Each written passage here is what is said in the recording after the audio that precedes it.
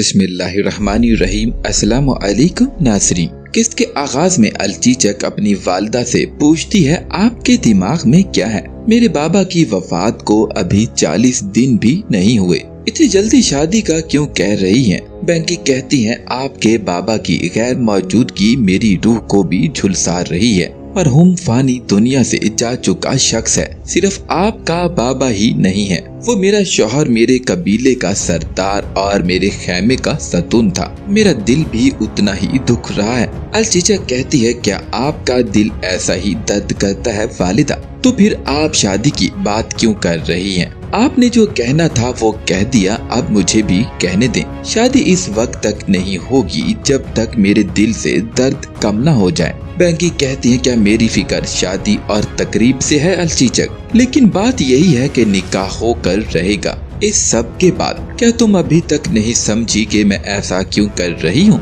इस सरदारी की जगह को अच्छी तरह से देख लो। सरदारान अभी के लिए तो खामोश हैं कि मैं इस पर बैठी हूँ, लेकिन जब हमारा दर्द कम हो जाएगा तो वो इस पर सख्त एतराज करेंगे। अलचीचा कहती है, तो क्या आप खुद को सरदारी पर रखना चाहती हैं? बैंकी कहती है, मैं अख्तैमूर को पोस्ट पर बिठा दूंगी, इससे पहले कि सरदारान मेरा इस पर बैठने पर एतराज करें। अलचीचा कहती है, अख्तैमूर लेकिन वो कबूल नहीं करेगा, वो यानी शहर में सिपाहियों का सरबराह है। बैंकी कहती है, कबूल करेगा, हमारे पास कोई और हल नहीं है। अगर अख्तैमूर इक़्तिदार की कुर्सी पर नहीं बैठता तो हमें अपने कारगिन कबीले को भूलना होगा। अलचीचा कहती है, अगर मैं अख्तैमूर को थोड़ा सा भी जानती हूँ तो वो इसे कबूल नहीं करेगा। बैंकी कहती है, कबूल करना होगा, क्या तुम ही वो खातून नहीं हो जिससे वो प्यार करता है? अब तुम ही इसे कायल करोगी। अलचीचक कहती है, मैं ये कैसे कर सकती हूँ? बैंकी कहती है, अलचीचक अपने दिमाग का इस्तेमाल करो, जो भी चाहिए आप उससे करवा सकती हैं, लेकिन ये जान लो ये मेरे लिए नहीं है और अपने लिए भी नहीं है, बल्कि आप ये काम हमारे कबीले को बचाने के लिए करेंगी, जो कि आपके बाबा की हमारे पास अमानत है। जाओ और अब अख्तैमूर से जाकर बात करो। दूसरी तरफ यानी शहर का मंजर दिखाया जाता है। बाला कहती है, बैंकी खातून अख्तैमूर को अपने कबीले का सरदार बनाना चाहती हैं। आयशा खातून कहती हैं, आप ये क्या कह रही हैं बाला खातून, ये आपसे किसने कहा? मलहन कहती हैं, किसी को कुछ कहने की जरूरत नहीं है। आपको क्या लगता है क्यों बैंकी खातून जल्द अज जल्द शादी करवाना चाहती हैं? अलकन कहती हैं, क्या वो खुद सरदारी की जगह पर नहीं बैठ सकती हैं? अख्तैमूर को सरदार क्यों बनाना चाहेंगी, मुझे समझ नहीं आया। और वैसे भी अभी तो इसके शौहर के जाने की वजह से दर्द के दिन है, क्या ऐसा करना मुमकिन है? आयशा खातून परेशान होकर कहती हैं, बैंकी इसने खूब हिसाब लगाया है, यकीनन वो अच्छी तरह से जानती है कि गम के दिन खत्म होने पर सरदारान बगावत कर देंगे। बाला कहते हैं कि हाँ आप जानती हैं, बिल्कुल, तभी तो वो अख्तैमूर को सरदारी पर बिठाना चाहती हैं, इससे पहले कि सरदारान बगावत कर दें। आयशा कहते हैं कि वो अख्तैमूर को सरदार बनाकर अपनी मर्जी के मुताबिक इसका इस्तेमाल करेंगी। नहीं, अख्तैमूर कभी भी ऐसा नहीं चाहेगा। मलहन कहती हैं, अख्तैमूर एक ज़हीन नौजवान है, वो जानता है कि इसे जनाब उस्मान की इजाजत के बगैर कुछ भी नहीं करना है, लेकिन अख्तैमूर एक मेहरबान शख्स भी है,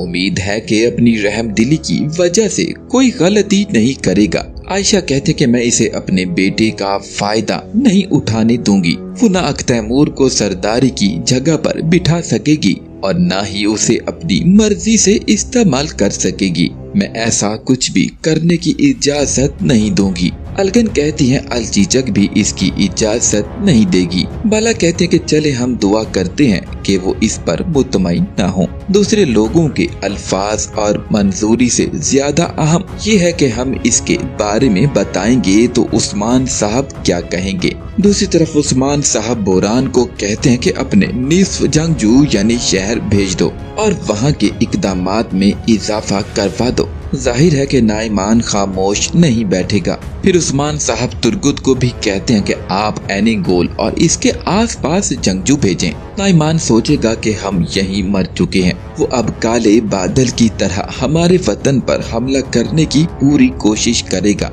तुर्गुत कहते हैं जंगजू एनी गोल में और इसके आसपास कभी नजर नहीं खोते हैं। कोनूर कहता है कि जनाब अब हमें क्या करना चाहिए। उस्मान कहते हैं कि हम सोगुत जाएंगे। बायसुंगा सिपाही कहता है हम इन मंगूर नौकरों के साथ क्या करने जा रहे हैं। उस्मान कहते हैं कि इन्हें अपने साथ ले लो और गाड़ी में डाल दो। इन्हें गाड़ी में डालकर इनके आका की तरफ भेज दो और इनके मुंह को मट्टी से भर दो। हमारी जमीनों की लालच करने वालों का अंजाम दिखाने के लिए इसे भरें। दूसरी तरफ एक खातून दुकानदार से पूछती है ये कपड़ा कहाँ का है। मैं गैर मुल्की कपड़ा नहीं चाहती बल्कि तुर्क सरजमीन का बना हुआ कपड़ा चाहती हूँ। दुकानदार कहता कि गैर मुल्की सामान हमारे किस काम का है, ये एक तुर्क कपड़ा है जिसे हम साया कबाइल ने बनाया है। खातून कहती है कि नहीं ये नहीं है, मैं बेहतरीन जानती हूँ, मैं अपनी बेटी का सामान तैयार कर रही हूँ। ठीक है, अपना इंतखाब लें और इसे तैयार कर दें और इसे सरदार उस्मान साहब की हवेली में भेज दें। दुकानदार कहता है कि सरदार उस्मान की हवेली की तरफ क्यों, आप कौन है मोहतरमा। खातून कहती है कि तुम्हारा इससे क्या काम है, तुम बस अपना काम करो।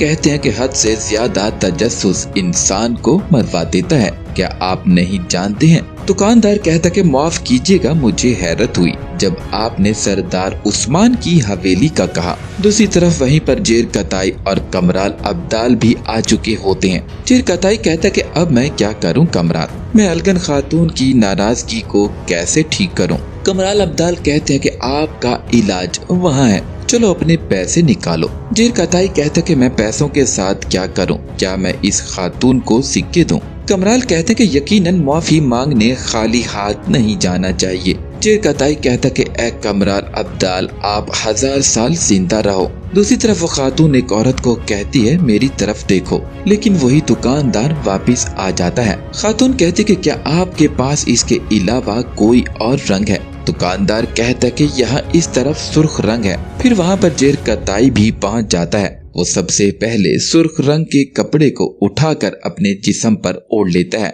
बुजुर्ग खातून कहते हैं कि ये मुझे दे दो नौजवान भूरे आदमी। जेर कताई कहता है कि मैंने इसे पहले पकड़ा है, इसलिए माफ कीजिएगा दादी, मैं ये नहीं दे सकता, ये मेरा है, आप दूसरे कपड़ों को देख लें। बुजुर्ग खातून कहती है दादी होगे तुम, इसे छोड़ दो। जेर कताई कहता है कि तौबा तौबा, मैं ये हरगिज न दूंगा, मैंने इसे पहले पकड़ा है दादी, ये कपड़ा मेरा है, बुरा न माने, ये मेरे लिए जरूरी है। फिर कमराल अब्दाल कहते हैं जेर कताई इसे छोड़ दो, कोई दूसरा कपड़ा चुन लो, आप जो कुछ कर रहे हैं मोहतरमा की तौहीन है। जेर कताई कहता है क्या ये मोहतरमा की बेइज्जती है। जेर कताई की बेइज्जती नहीं है, मैंने कहा कि ये पहले मैंने पकड़ा है। बुजुर्ग खातून कहती है ओ पागल, कपड़ा छोड़ दो। दोनों में खींचातानी शुरू हो जाती है। खातून कहती है ए पागल, इसे छोड़ दो वरना मैं तुम्हारे जिगर को चीर देने वाली और तुम्हारी खाल उड़ा देने वाली और तुम्हारा सर फाड़ने वाली चीज भी है मेरे पास, छोड़ दो।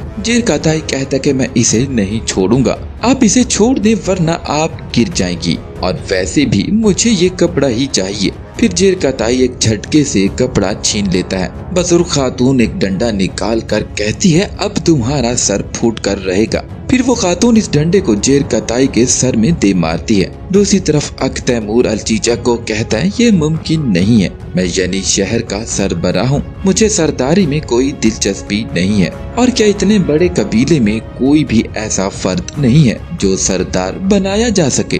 अलचीचा कहती है मेरा कोई भाई होता तो तुमसे छुपाती क्या, मेरा कोई भाई नहीं है, ये तुम भी जानते हो, मैं और मेरी वालिदा हैं बस और हमारा कोई नहीं है, हम अकेले हैं। अक तैमूर कहता है कि मेरा ये मतलब नहीं था, तुम भी जानती हो, मैं हमेशा तुम्हारे साथ हूँ लेकिन कबीले की सरबराही की दौड़ में नहीं हूँ। अलचीचा कहती है कबीले की सरबराही का मसला है ही नहीं, ये तो एक मजबूरी है, हमारा कबीला बाबा की अमानत है हमारे पास, तो क्या मैं अमानत की हिफाजत नहीं करूँगी। अक तैमूर कहता कि कबीले के सरदारान भी कबूल नहीं करेंगे। अलचीचा कहती है कि अगर तुम कबूल कर लो तो किसी के कबूल न करने की कोई फर्क नहीं पड़ेगा, वालिदा खुद सरदारान से बात कर लेंगी, हमारे पास तुम जैसी महारत रखने वाला कोई नहीं है जिसे सरदार बनाया जा सके और जो अजीम कुंदूज साहब के बेटे के हाथ पर बैत न करे। ऐसे सरदार की हमारे कबीले में कोई जगह नहीं।